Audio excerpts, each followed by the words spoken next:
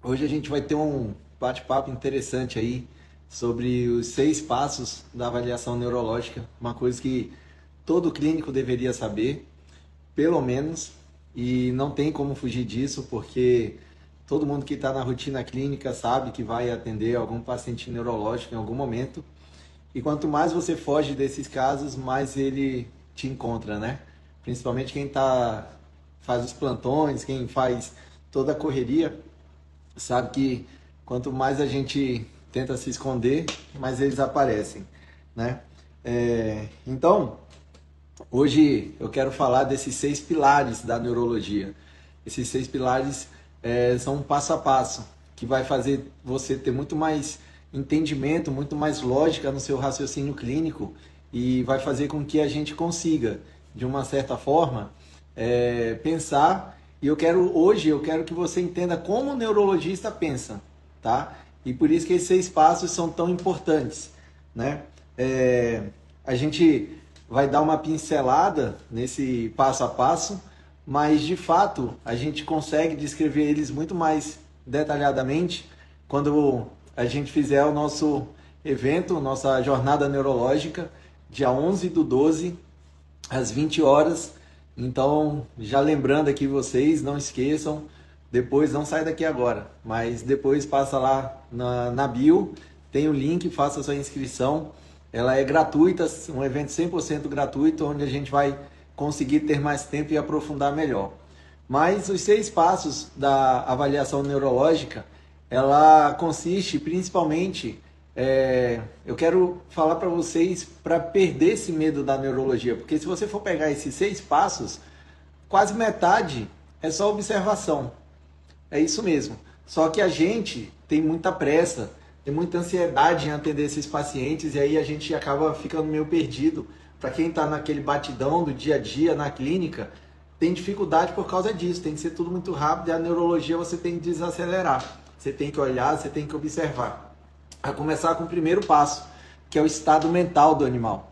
Então a gente vai avaliar o estado mental. E como que a gente avalia o estado mental? Observando. Você vai olhar o animal, vai ver como ele está se comportando na sua frente durante a consulta e aí você já percebe a alteração de, de estado mental desse paciente.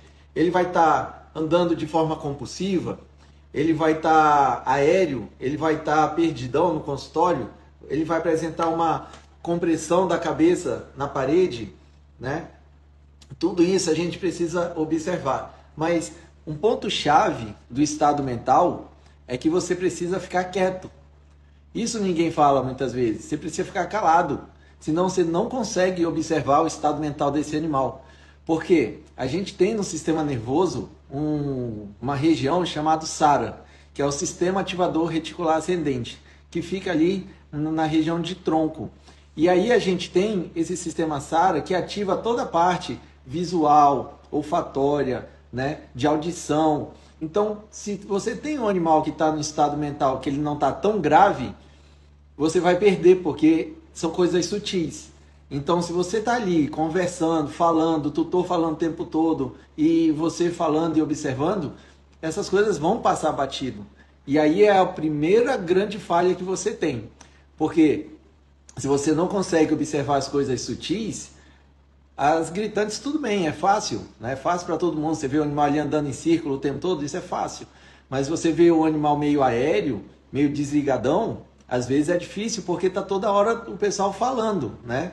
Falando, conversando, faz parte da anamnese, mas aí chega um determinado momento que você precisa olhar para esse tutor, para esse cliente, né, que está ali acompanhando o animal, e falar, ó, vamos ficar um pouquinho quieto, eu preciso observar. E você explica para ele que isso faz parte da avaliação neurológica. Porque se simplesmente você começar a olhar para o animal, ficar quieto, calado, o, o cliente acha que você está meio doido, né? Que você não está fazendo nada ali. Então você explica para ele, você fala, ó, eu preciso observar seu animal e eu preciso que a gente fique 3 minutinhos calado, sem fazer barulho, eu só quero observar como que ele se comporta. Aí você vai ter uma avaliação de estado mental, uma avaliação muito mais fidedigna do que se você está ali falando o tempo todo. Então isso é um ponto importante do estado mental. E você nem colocou a mão no animal, né? Então essa avaliação não tem nada de difícil. A questão é só os detalhes que você deixa passar batido por causa da pressa, de barulho, de estar fazendo tudo corrido. E não é assim. Então esse é o primeiro grande pilar da avaliação neurológica, o estado mental. O que a gente tem? A gente vai partir para o segundo pilar, que é a postura e a locomoção. Também é uma avaliação que você não precisa colocar a mão no animal, você precisa observar. E como que você vai observar? Olhar o animal andando. E de preferência, você vai olhar esse animal antes dele entrar no consultório. Então, no caminho que muitas clínicas devem ter, um caminho até a entrada do consultório, pede para a pessoa deixar o animal no chão e levar o animal andando.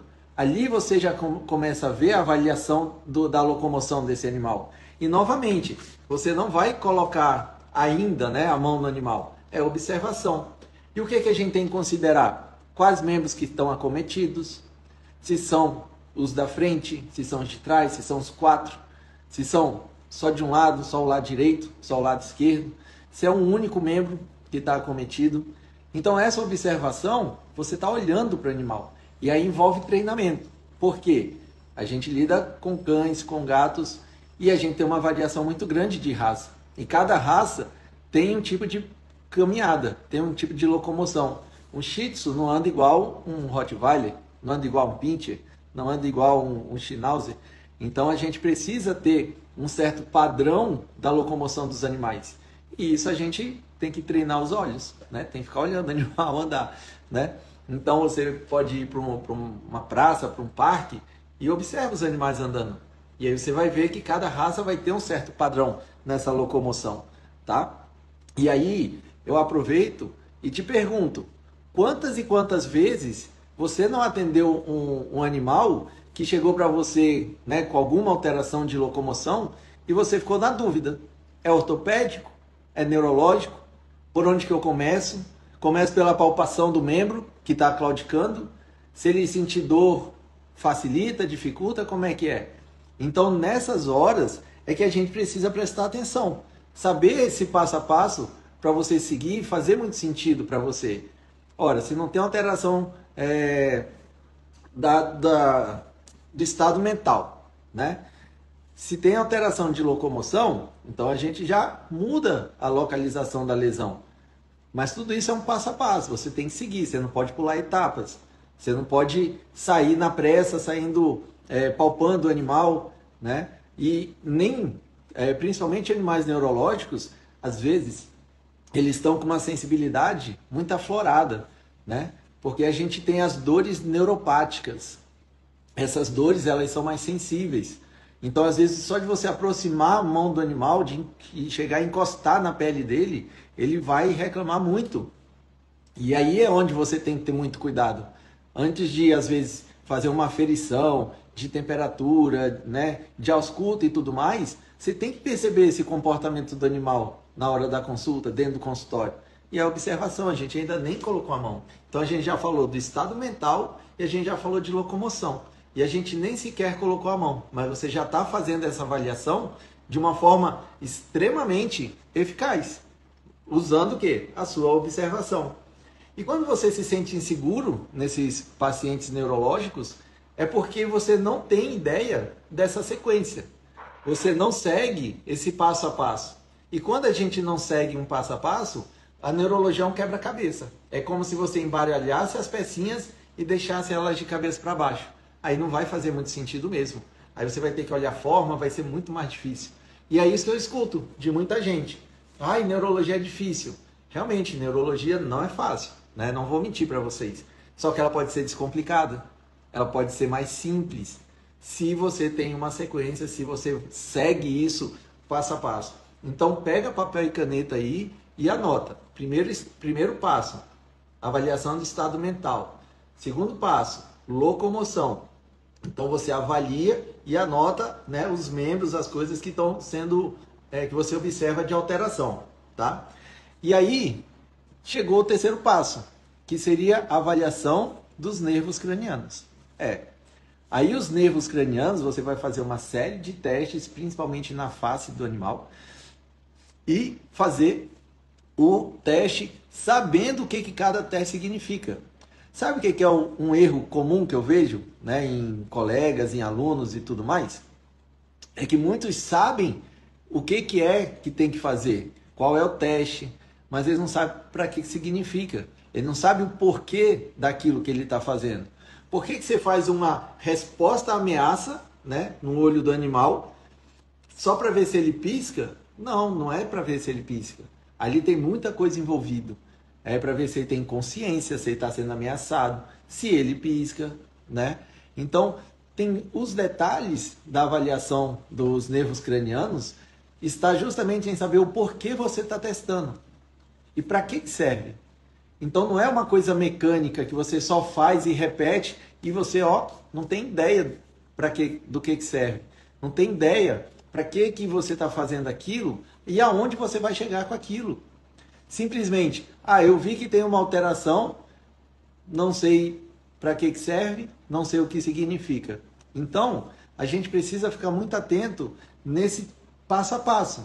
Então, assim como a gente seguiu agora até o terceiro passo, falando justamente dos nervos cranianos, a gente precisa saber que nos nervos cranianos, a gente tem 12 pares de nervos cranianos. E aí entra uma grande coisa que me fez sofrer muito na neurologia, porque eu comecei estudando neurologia muito em livro. E eu tinha muita dificuldade, igual eu acredito que a maioria tem, né?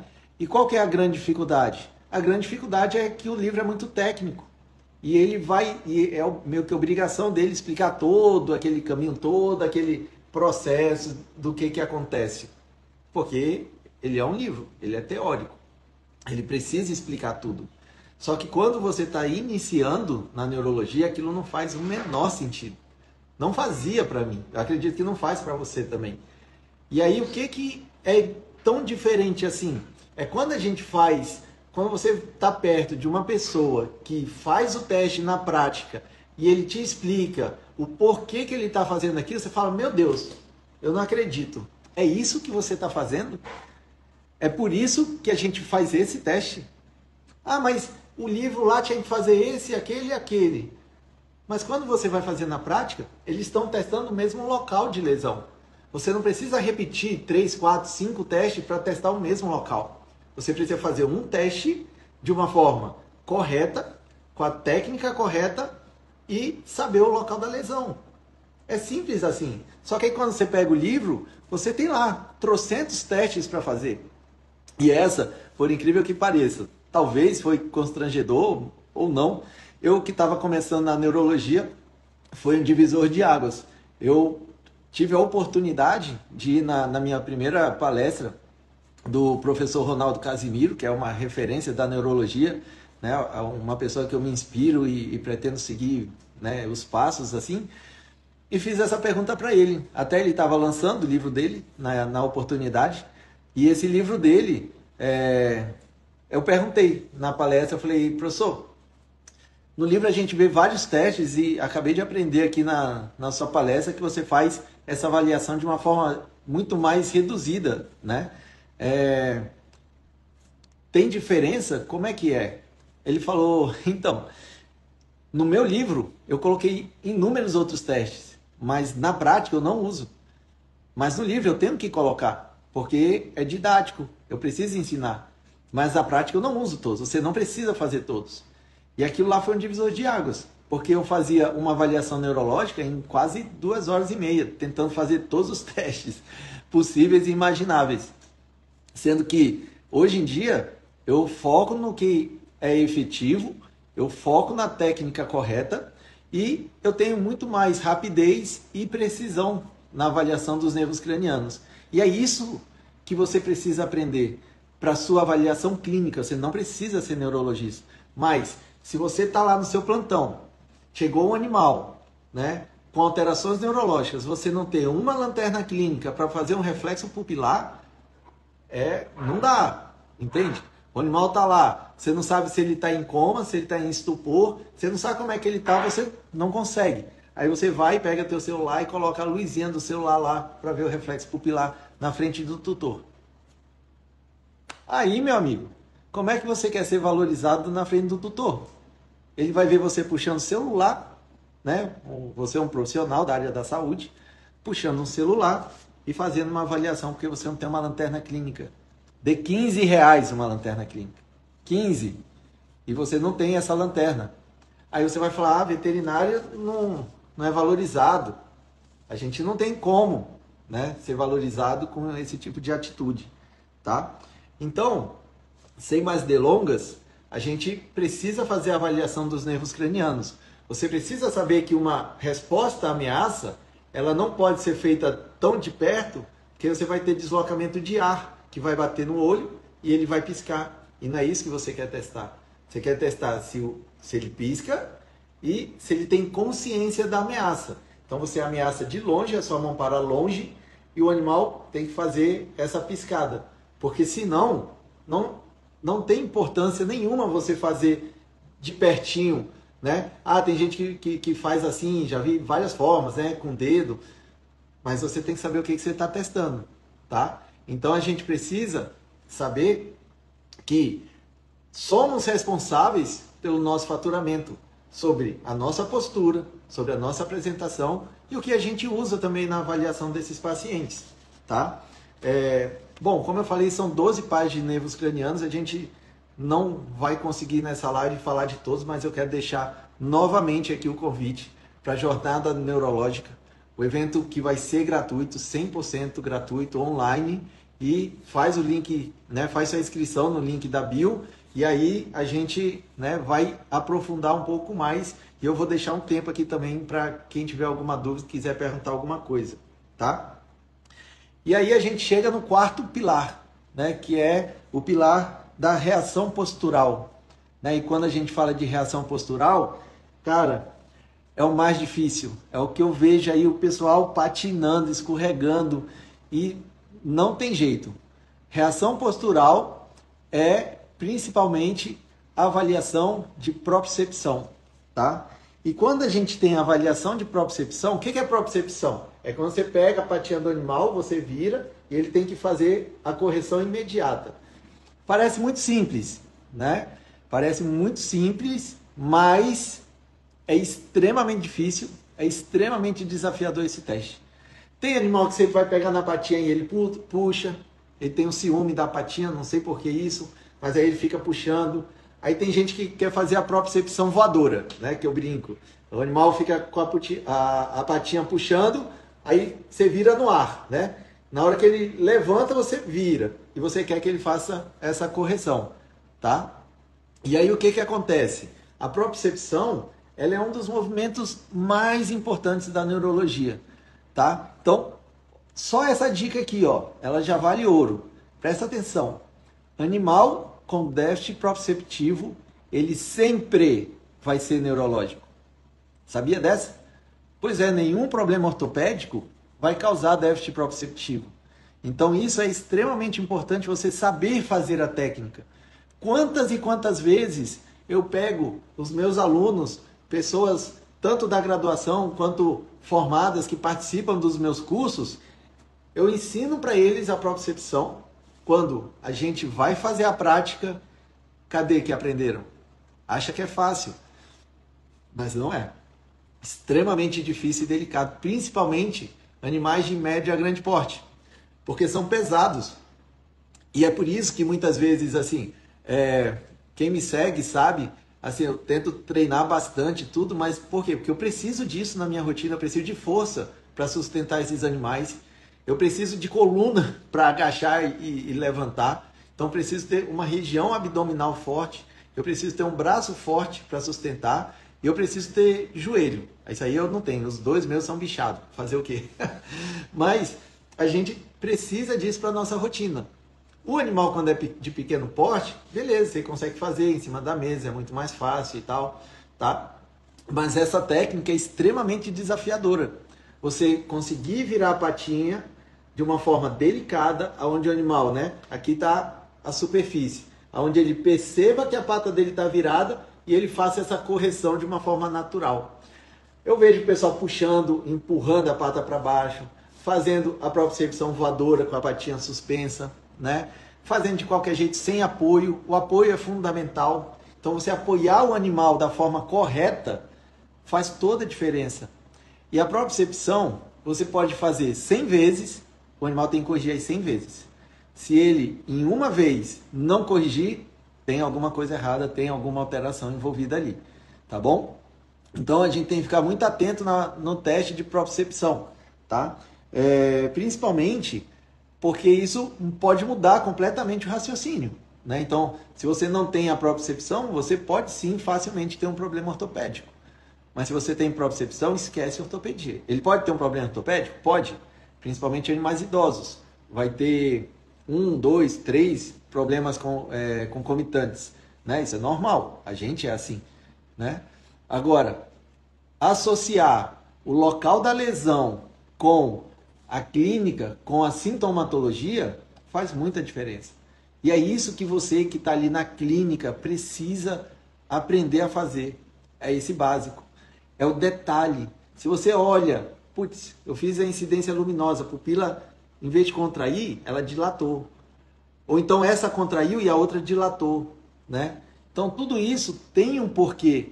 Tudo isso a gente acaba entendendo e fazendo com que as coisas façam muito mais sentido. É assim que o neurologista pensa. Ele vai fazendo um passo de cada vez e ali na cabeça dele ele está montando o quebra-cabeça. Está colocando uma pecinha aqui, outra ali, igual quebra-cabeça mesmo. Quando você vai montar, você junta as pecinhas do quebra-cabeça do céu, é tudo azul. Ah, você coloca aqui para esse lado. Ah, tem uma árvore lá, você coloca as pecinhas parecidas para o outro lado. E vai facilitando do que sair montando tudo embaralhado, tá?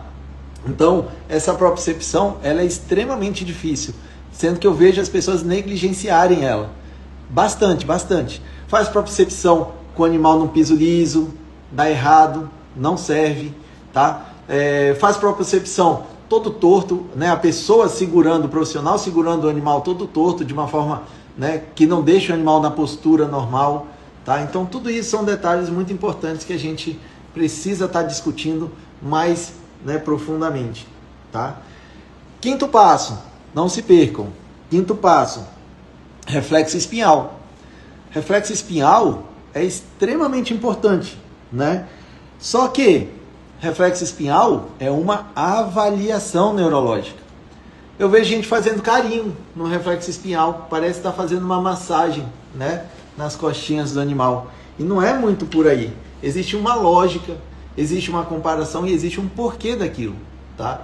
Então, uma dica extremamente importante do reflexo espinhal, a gente precisa saber, por exemplo, um dos testes de reflexo espinhal que a gente considera é a flexão do membro, extensão, flexão, tá? Então a gente precisa avaliar se o animal consegue flexionar a pata. E como que a gente faz isso? Beliscando o membro. Só que o que eu vejo na rotina clínica? As pessoas beliscam e não olha nada, olha se o animal tem dor, se não tem dor. O que isso importa? É importante? É importante. Mas você não está só avaliando isso. Se você belisca, o animal grita, mas ele não flexiona, opa, tá errado. Você conseguiu avaliar isso? Por quê? Porque você tem que saber o que você está olhando. Outro dia eu atendi uma colega, né? Ela recebeu um paciente, um felino atropelado, e ela, fez uma avaliação logo de cara e pegou o celular e filmou e me mandou mensagem, né? Professor e tal, esse paciente aqui chegou com atropelado, sem muito histórico e tal, só que assim, não está andando nos membros pélvicos, só que tem dor e tem tudo. E aí eu falei, tá, então me manda o vídeo. Na hora que ela me mandou um vídeo, ela mandou um vídeo pinçando a patinha do animal. O que ele fez? Ele puxou uma e esticou a outra. Isso está certo? Não, não está certo, né? Isso chama reflexo cruzado. O certo é você beliscar uma patinha e ele flexionar, e a outra fica de boa. Se ele flexiona, tipo assim, o gatinho deu uma chorada e puxou. Só que no que puxou, esticou a outra. E não foi observado isso. E a colega filmou e me mandou e falou que não tinha nada. Então entende como isso é importante na sua rotina clínica? Você não precisa ser neurologista para observar essas coisas. Você precisa apenas observar. Até porque, se o negócio complicar, tem sim que chamar um especialista, um neurologista. Mas você tem que saber quando chamar também. E se for um horário de plantão que não tem nenhum disponível? Você não vai fazer nada? Você vai, tipo... Antigamente era assim, né? Eu sou de uma geração que, poxa, paciente neurológico, praticamente sentença de morte. Era eutanásia, que ninguém sabia nada de neurologia. Eu ainda tive uma grande honra de ter tido aula com o professor Sérgio Fialho, que foi um dos percussores da neurologia no Brasil. Aí o Sérgio Fialho, aí depois veio o Ronaldo, e aí veio toda uma galera, né, trazendo e melhorando a neurologia pra gente, tá? Então, o professor Sérgio Fialho plantou aquela sementinha, né, despertou ali a atenção, só que eu tive um período muito curto com ele, né? Logo em seguida ele saiu da faculdade, depois aposentou, então assim, e depois fui reencontrar com ele numa pós-graduação e tive a enorme alegria de ver a aula dele de neurologia mais avançada, né? E aí aquilo lá foi me motivando e tudo mais e fez com que eu corresse cada vez mais atrás disso, tá? Mas o que eu quero deixar aqui de importante para vocês é essa parte de observação. Vocês podem observar na rotina clínica de vocês. Vocês não podem simplesmente pegar o paciente neurológico e falar, eu não sei o que é e fica por isso mesmo. Não é assim, gente. A gente precisa prestar, é como eu falo, o básico bem feito faz muita diferença. Até hoje, a gente fala, tem muita faculdade veterinária, tem muita gente formando, mas o básico não estão fazendo. E o básico pode te diferenciar, sabia? O básico bem feito. Imagina, você chega, um paciente neurológico, na urgência do seu plantão, você consegue entender que ele tem um problema neurológico, você consegue entender o possível local de lesão, estabiliza esse paciente, e aí você chama o neurologista depois, mas o animal vai ter o quê? Muito mais chance de sobreviver. É isso que eu quero que vocês entendam. E não tem como fugir, a neurologia vai bater na sua porta, mais cedo ou mais tarde. E aí você vai deixar de faturar, você vai ter aquele medo que fica te travando na neurologia de, eu não quero atender. É neurológico, não, nem atendo, já encaminha para outro local. Calma, respira, observa as alterações, veja se é neurológico ou se não é. Para de achar que tudo é sinomose. Eu não acredito que você ainda está nessa. Convulsionou, é sinomose. Chegou andando diferente, é sinomose. Não, observa, segue esse passo a passo. Coloca ele, observa ele andando no seu consultório. Estado mental, foi o primeiro que a gente falou, né? Avalie ele andando quando ele está entrando no seu consultório. Segundo passo, locomoção e postura. Vê como é que ele está se movimentando. Aí no terceiro passo é que você vai colocar a mão nesse animal, que é a avaliação dos nervos cranianos. Aí você começa a examinar aqui, examinar ali e tal. E aí no quarto é o postural. Quarto pilar é a avaliação postural, né? A gente precisa fazer a propriocepção, né? Com delicadeza, com calma. Coloca um tapete emborrachado. Tenha uma superfície antiderrapante. Isso vai ajudar bastante na sua avaliação, tá? E aí, reflexos espinhais. Veja o que você está avaliando. Eu estou beliscando, mas eu estou avaliando se ele só tem dor ou se ele consegue retirar. Mais do que isso, ele tem consciência daquilo que você está fazendo. Eu belisquei bem devagar, ele deu um grito, ele pulou. Tá certo ou tá errado isso? Você consegue dizer? Tá errado, pensa em você. Se alguém chega em você e dá um beliscão de leve, de brincadeira ali, pique, tu vai sair gritando, pulando, grudando no teto igual um gato. Não vai, né? Você vai olhar, tirar a mão. Agora, se belisca forte, e aí sim você tem uma reação o quê? Você está beliscando forte. Primeira coisa que eu falo para os meus alunos, primeira coisa se você beliscar forte, é tirar a pata e a outra mão dar na cara da pessoa. O animal não faz isso, só que ele vira para morder. Ele tem que ter a consciência que está sendo beliscado muito forte. E ele tem que ter o senso de defesa dele. Você percebe isso? Quando você faz esse teste, ou você nem faz? Né? Ou você só belisca por beliscar, ver se o animal tem dor. Tá vendo a diferença que isso pode fazer na sua avaliação? Tá? E aí a gente vai para o último passo, né? A gente falou de reação postural, reflexos espinhais. Agora o sexto passo, que é a sensibilidade dolorosa. Aí é também uma avaliação da sensibilidade dolorosa. A gente deixa sempre por último. Isso é uma dica importante. Às vezes chega o animal com uma hemiparesia, uma paraparesia, aí, hérnia de disco, não sei o que e tal, e já vai querer apertar a coluna do animal. Aí o animal sente dor e não vai mais contribuir. Então tudo que é de dor, deixa para o final. Avalia depois, lá atrás, tá? Então, na sensibilidade dolorosa, o que a gente vai avaliar? A gente vai avaliar a palpação da coluna, ver se esse animal sente dor na avaliação da coluna, tá? A gente vai ver se ele sente dor realmente, né, nos membros, se a dor é proporcional ao que você está estimulando. Tem que ser assim. E outra coisa, palpação de coluna não é um carinho na coluna do animal, é uma avaliação, você tem que palpar, tá? Nunca faz assim com o dedo fechado, porque você tem um processo espinhoso da vértebra, você vai apertar ele ali, não é o que você quer, você precisa estar com o dedo um pouquinho aberto. Você pode fazer em pinça, que a gente chama assim, pode fazer com um pouquinho aberto, para quê? Para você fugir do processo espinhoso e conseguir comprimir a raiz nervosa. É isso que a gente quer ver, é isso que a gente quer avaliar. Se esse animal sente dor na palpação, tá? Mas você precisa saber fazer isso. E é também um erro absurdo que eu vejo o pessoal fazendo. Por que é um erro absurdo? Porque eles fazem massagem e não percebem nada.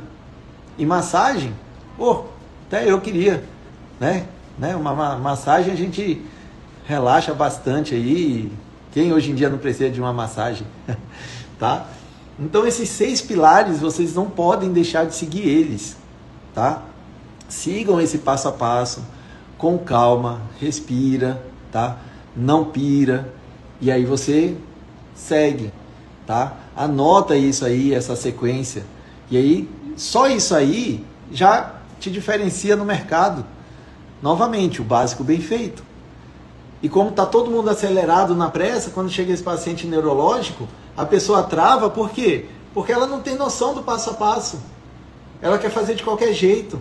Ao mesmo tempo que ela está palpando o animal, ela quer auscultar. Ao mesmo tempo que ela está beliscando a pata do animal, ela está aferindo temperatura. Que loucura é essa? Para que ser desse jeito? Não, né? Tudo com calma. Escuta o que o tutor fala. O histórico é extremamente importante para você saber se é agudo ou crônico. Então, escuta. Aprendam a escutar o que a pessoa está falando. Né? O tutor, o animal é dele, ele sabe como é que é o comportamento do animal. Algumas perguntas você tem que provocar, porque ninguém vai perceber. Por exemplo, animal idoso. Ele dorme muito de dia? Dorme, é idoso, né? E à noite? Ele dorme também. Mas você reparou se de dia e à noite é proporcional ou se sempre foi assim? Não, ele está dormindo muito mais agora de dia porque ele é velho. Cara, o tal do é velho é complicado, né? É bastante complicado porque você vê isso em alterações comportamentais. Eu já peguei animal no consultório andando em círculo que a pessoa levou por causa disso.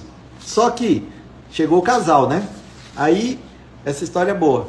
Aí a moça super preocupada porque o animal estava andando em círculo.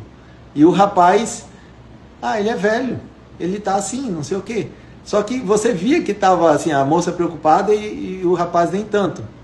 E aí teve uma hora que eu não me aguentei, né? E eu tive que falar para ele, falei, vem cá, você tem um avô, uma avó? Ele falou, tenho. Eu falei, você já viu eles andando em círculo pela casa? Ele fica rodando assim, igual uma barata tonta? Não.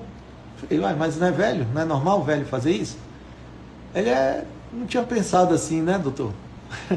Não faz sentido, gente. Sabe? E às vezes a pessoa não repara isso. Olha que loucura. A pessoa vê o animal tendo uma alteração de comportamento e acha que é normal porque é velho. Por causa da idade. Entende? Não faz muito sentido, gente. Então, percebe claramente que essa estrutura segmentada, já em 6 passos, ela já pode fazer diferença no seu atendimento, no plantão, no dia a dia mesmo, tá? Então, se você estrutura, se você cria um padrão dos atendimentos, se você consegue fazer tudo isso e você consegue colocar isso de forma organizada, fica mais fácil interpretar também. Você vai conseguir chegar no local de lesão. Eu te garanto isso. Segue esses passos, você consegue chegar no local da lesão. É claro que tem muito mais dicas e macetes que a gente, né, novamente, vou reforçar aqui o convite para você.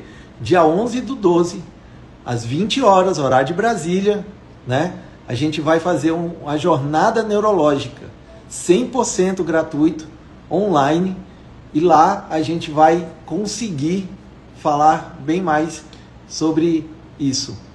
E eu espero que você tenha anotado esse passo a passo para você, pelo menos, já começar a perceber. Sabe por que eu te falo isso? Porque eu dou curso há bastante tempo. E sabe o que eu vejo nos meus alunos? Tem aluno que faz o passo a passo e quando ele começa a aplicar, em 30 dias ele consegue resolver pelo menos uns 3, 4 casos neurológicos, sozinho. Às vezes eles me mandam, eu fiz isso e tal. É isso mesmo, professor? Falou, beleza. Aí você pode falar, poxa, mas então você não está querendo mais trabalhar como neurologista, você está ensinando tudo para todo mundo? Não é. Sabe por que eu tenho essa necessidade de ensinar vocês? Porque especialista tem que atender pepino, tem que atender caso grave. O básico, todo mundo atende. Quem aqui nunca atendeu uma úlcera de córnea sem encaminhar pro oftalmo? Hein? É isso. Agora eu fico constrangido quando chega um encaminhamento para mim neurológico e é ortopédico. Pô, o colega não soube diferenciar. Aí a pessoa chega para mim, paga a minha consulta, aí depois ele tem que escutar de mim, que não é neurológico, é ortopédico, ele vai pagar outra consulta para o ortopedista. Às vezes chega a ser constrangedor, mas essa é a realidade que eu tenho visto no mercado. E eu não quero que você passe por esse constrangimento. Tanto de encaminhar de forma errada, quanto, né, num futuro, sei lá, receber pacientes encaminhados de forma errada. Porque é triste a gente ver a quantidade de faculdades se formando, abrindo, a quantidade de alunos se formando, e quantas faculdades falam sobre neurologia, né? Eu falo porque eu dou aula também na faculdade, então os meus alunos, eu falo isso para eles. Eles saem sabendo o básico bem feito, porque eu bato o martelo. Mas eu tenho certeza, se eu não tivesse lá na faculdade, ninguém ia falar sobre neurologia, sabe? E essa é a maior realidade. Isso não é uma crítica, tá? Não estou falando mal de ninguém. Eu estou falando que é uma realidade no Brasil. A maioria das faculdades não ensinam neurologia. E se tiver gente aqui de outras faculdades, podem se manifestar aí também, falando que teve, se não teve, tá? Então, fica aqui novamente esse convite da jornada neurológica, dia 11/12, anota na sua agenda, às 20 horas, horário de Brasília, tá? Vai ser bem intenso, vai ser maravilhoso, você não pode ficar de fora dessa, porque vamos conseguir aprofundar um pouco mais, tá? E deixa eu ver como é que tá aqui meu tempo, acho que meu tempo tá quase esgotando, cadê, aqui, sim, tá? Então, assim, que eu posso destacar para vocês? Que neurologia é procedimento, neurologia é padronização, é prática, tá? E ela pode ser descomplicada. Você pode conversar com qualquer neurologista. Não se aprende neurologia em livros, tá? Não se aprende neurologia em livros. Vocês precisam passar por perto de um neurologista para poder aprender. Faz muita diferença. Economiza tempo. Hoje o tempo é precioso. O tempo é muito precioso, gente. Né? Quem é mais novo talvez nem tenha essa noção. Mas à medida que a gente vai, né, ganhando um pouquinho mais de experiência, a gente vai vendo como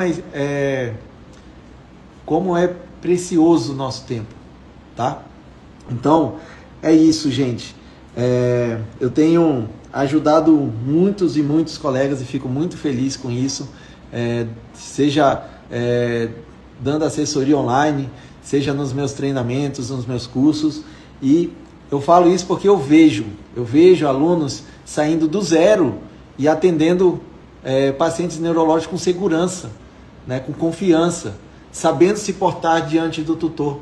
Porque às vezes a gente fica tão constrangido com a neurologia que até a voz não sai direito na frente do tutor. Aí você perde a credibilidade. E não é isso, tá? A neurologia, ela pode ser descomplicada, ela não é fácil, mas pode ser descomplicada. Você não precisa travar diante de pacientes neurológicos. Você precisa de método.